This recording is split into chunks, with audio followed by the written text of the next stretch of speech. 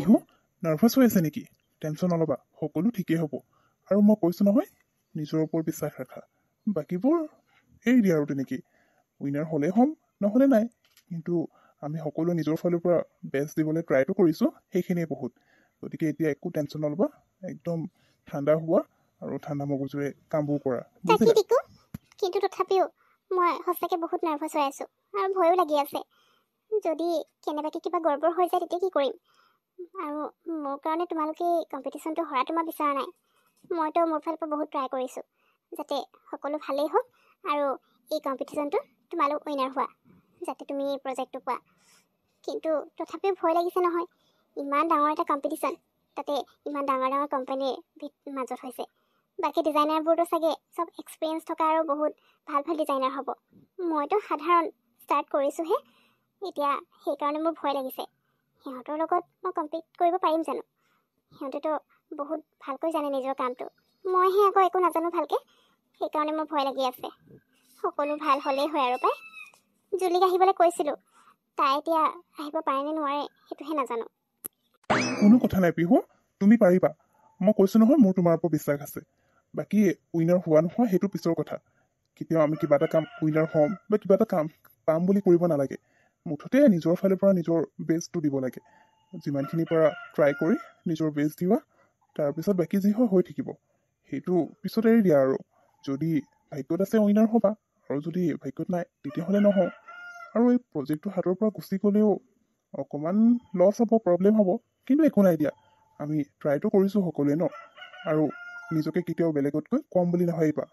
তেওঁলোক হয়তো এক্সপিৰিয়েঞ্চ থকা ডিজাইনাৰ হ'ব পাৰে, সেইবুলি তুমি নতুনকৈ ষ্টাৰ্ট কৰিছা, তোমাৰ ডিজাইন বেয়া হ'ব তাতো কোনো কথা নাই। নতুনকৈ ষ্টাৰ্ট কৰিলে সকলো এক্সপিৰিয়েঞ্চ হয়। তুমি নতুনকৈ ষ্টাৰ্ট কৰিয়ে তোমাৰ ডিজাইন যদি ভাল কৰা, কিয় নহ'ব ভাল? গতিকে চিন্তা নকৰিবা। আৰু কিবা যদি প্ৰব্লেম হয়, মই আছোঁ। এইফালে জিয়া আছে, তুমি জিয়াকো ক'ব পাৰা। তাকে দিকু, তুমি ঠিকেই কৈছা। সঁচাকৈ দেই, তুমি এনেকৈ মোক ছাপোৰ্ট কৰি থাকিলে মোৰো কাম কৰিবলৈ অকণমান সাহসটো আহিব। নহ'লে যে মই বহুত নাৰ্ভাছ হৈ আছোঁ। বাৰু এতিয়া মই গৈ তেতিয়াহ'লে মোৰ নিজৰ কাম কৰোঁগৈ। বাকী সকলো ভগৱানৰ ওপৰত এৰিছোঁ। আজি যদি মই এই কম্পিটিশ্যনটোত উইনাৰ হৈ যাওঁ, বা উইনাৰ নহ'লেও মোৰ ড্ৰেছৰ ডিজাইনটো তেওঁলোকৰ লগত মানে কম্পিট কৰিব পৰাকৈ হয়, মোৰ সেইটোতে ভাল লাগিব। মিছ বিহু, মই মোৰ ফালৰ পৰা এতিয়া আমি যাব লাগে, ট্ৰাই কৰিম। কাৰণ অলপ পিছত ষ্টাৰ্ট হ'ব, গতিকে বস্তুবোৰ ভালকৈ তুমি এডজাষ্ট কৰি ল'লে ভাল আছিলে। ভগৱান, আজি মোৰ লগ দিবা। মই উইনাৰ হওঁ নহয় সেইটো পিছৰ কথা, কিন্তু মই যিটো ড্ৰেছ ডিজাইন কৰিম এতিয়া বা কৰিছোঁ, সেই ডিজাইনটো যাতে একেবাৰে তলৰ খাপৰ নহয় আৰু সকলোৰে লগত মিলাব পৰাকৈ ডিজাইনটো যাতে মই কৰিব পাৰোঁ। টেনশ্যন নল'বা, সকলো তোমাৰ ওপৰত এৰিছোঁ আৰু। বাৰু তুমি এতিয়া 15 মিনিট ৰেষ্ট লোৱা যদি ল'ব পাৰা। বাহিৰত ছাৰ ৰৈ আছে, তোমাক মাতিছিলে, তোমাৰ কোনোবা ফ্ৰেণ্ড আহিছে বুলি কৈছে। গতিকে তুমি এতিয়া অলপ টাইমৰ কাৰণে ৰেষ্ট ল'ব পাৰা। অ' থেংক ইউ জিয়া। অৱশ্যে মোক অকণমান ৰেষ্টটো লাগিছিলে। এনেইতো বাৰু মোৰ ড্ৰেছটো কমপ্লিট হৈ গৈছে, জাষ্ট ফিনিচিং ডিজাইনটো দিবলৈ বাকী আছে। কোনোবা ফ্ৰেণ্ড আহিছে বুলি ক'লা ন? জুলি হ'ব লাগিব। আচ্ছা জিয়া, তুমি ইয়াত অলপ টাইম আছা নহয়? ড্ৰেছটো এনেকৈ অকলে এৰি থৈ নাযাবা হা। কি ঠিক কম্পিটিশ্যনৰ কথা আছে, কোনোবাই আহি বেয়াও কৰি দিব পাৰে, তেতিয়া কিন্তু মোৰ প্ৰব্লেম হৈ যাব। সেইকাৰণে তুমি অলপ টাইম ইয়াত আছা যেতিয়া মই বাহিৰত যাওঁ, টিকুৱে কি কাৰণে মাতিছে, আৰু লগতে মোৰ ফ্ৰেণ্ডকো মই অলপ টাইমৰ কাৰণে ইয়াত আছোঁ। একচুৱেলি এই ৰুমটোৰ চাবি আমাৰ সকলোকে দি দিছে। মই এটা কাম কৰোঁ, নহ'লে ৰুমটো লক কৰি দিওঁ, তুমি যেতিয়া আহিবা মোক কৈ দিবা। মই ইয়াতে আছোঁ বাৰু, কিন্তু ৰুমৰ ভিতৰত থকাতকৈ বাহিৰত থকাটো বেছি ভাল হ'ব। আকৌ যদি কিবা প্ৰব্লেম হৈ যায় তেতিয়া, সেইকাৰণে মই বাহিৰতে ৰৈ থাকিম। তুমি আহিলে মানে মই ৰুমটো খুলি দিম আৰু তুমি তোমাৰ কাম কৰিবা। এতিয়া যোৱা। মোৰতো লগা নাই এই ডিজাইনটোৱে আজি আমাক উইনাৰ বনাব। টিকু ছাৰৰ কথা মই ধৰিবই নোৱাৰোঁ। মই ভাবিছিলোঁ তেখেতে এই কম্পিটিশ্যনটোৰ কাৰণে বেষ্ট ডিজাইনাৰ হায়াৰ কৰিব, কিন্তু মই ভবাতকৈ একেবাৰে উল্টাটোহে হ'ল। ইমান এক্সপিৰিয়েঞ্চ নথকা নতুন ডিজাইনাৰ এজনীক ল'বলৈ ছাৰে কিয় মন কৰিলে, মই সেইটোহে ধৰিব পৰা নাই। ছাৰ আৰু পিহুৰ মাজত ৰিলেশ্যন কি আছে? মই এইটো কথাটো যেনেকৈ হ'লেও উলিয়াবই লাগিব। জুলি, তই আহিলি? সঁচাকৈ এইটোহে ভাল লাগিছে। মই আকৌ ভাবিলোঁ তই আহি পেলাই টাইমে নাপাবি নেকি। পিছে তই অকলে আহিছ নেকি? ৰাজীৱ নাহিলে তোৰ লগত? অ' ৰাজীৱৰতো কাম আছে চাগে ন, ক্লিনিকত থাকিব পাৰে। হ'ব দে, একো নাই, তোক যে আহিবলৈ দিলে এতিয়া মোৰ আৰু অকণমান জোচ আহি গৈছে। অথনিৰ পৰা মই কিমান নাৰ্ভাছ হৈ আছোঁ জানো, কেনেকৈ যে মই কৰিম মানে ভাবি ভাবি একেবাৰে মোৰহে বিষ হৈ গৈছে। তথাপিও মই কৰিছোঁ। কিন্তু জুলি, তই মোক অকণমান হেল্প কৰিবি, মানে আইডিয়া অকণমান দিবিচোন। জানো বাৰু তই এইবোৰত ইমান নাজান, কিন্তু তথাপিও মই জানো মোতকৈ বেছি ভাল তই এইবোৰৰ ক্ষেত্ৰত ভালকৈ জান। সেইকাৰণে মোক অকণমান আইডিয়া দিবি না, যাতে মই আজি এই কম্পিটিশ্যনটো উইনাৰ হ'ব পাৰোঁ। মোৰ কাৰণে নহয়, টিকুৰ কোম্পানীৰ কাৰণে। যদি আজি এইটো কম্পিটিশ্যন মই উইনাৰ হ'ব নোৱাৰোঁ, টিকুৱেটোৰ হাতৰ পৰা বহুত ডাঙৰ প্ৰজেক্ট এটা গুচি যাব, আৰু মই বিচৰা নাই মোৰ কাৰণে তেনেকুৱা কিবা এটা হোৱাটো। সেইকাৰণে অ'কে পিহু, মই তোকতো আগতে কৈছোঁ এই ডিজাইনৰ ক্ষেত্ৰত মোৰ একো নলেজ নাই ইমান। তথাপিও মই তোক কিছুমান আইডিয়া দিম বাৰু, তই সেইমতে কৰিবই লাগে বুলি কথা নাই। তই চাই ল'বি মই যিটো আইডিয়া দিছোঁ পাৰফেক্ট হয়নে নহয়, তাৰপিছতহে সেইটোৰ ওপৰত কাম কৰিবি। আৰু আজি ইমান ডাঙৰ কম্পিটিশ্যন এটাত তই ভাগ লৈছ, মই নহাকৈ থাকিব পাৰোঁনে? সেইকাৰণে মই গুচি আহিলোঁ। ৰাজীৱো আহিম বুলি কৈছে। তই ইমান ডাঙৰ এটা কম্পিটিশ্যনত ভাগ লৈছ, গতিকে আমি আহি তোকতো ছাপোৰ্ট কৰিবই লাগিব। এনেওতো নাৰ্ভাছ হৈ আছোঁ। বাৰু তোৰ এটা কথা কওঁ, তই কম্পিটিশ্যনটো মানে জিকিম বুলি কাম নকৰিবি। তই ভাবিবি যে তই তোৰ বেষ্ট দিব লাগে, বাকী উইনাৰ হোৱা নোহোৱা সেইটো পাছত যদি তই ঠিকেই কৈছ। থেংক ইউ ছ' মাছ। তহঁতে সঁচাকৈ মোক এনেকৈ সাহস দিলেহে যদি মই কামটো কৰিব পাৰোঁ। ঠিক আছে ব'ল, মোৰো এনেও কাম বহুতখিনি বুলি নহয়, মানে হ'লেই লাষ্ট ফিনিচিং ডিজাইনটো মানে কমপ্লিট কৰিবলৈ আছে। গতিকে ব'ল সোনকালে কৰি লওঁগৈ, আগতীয়াকৈ এডভান্সলি ৰেডি হৈ থকাটো ভাল।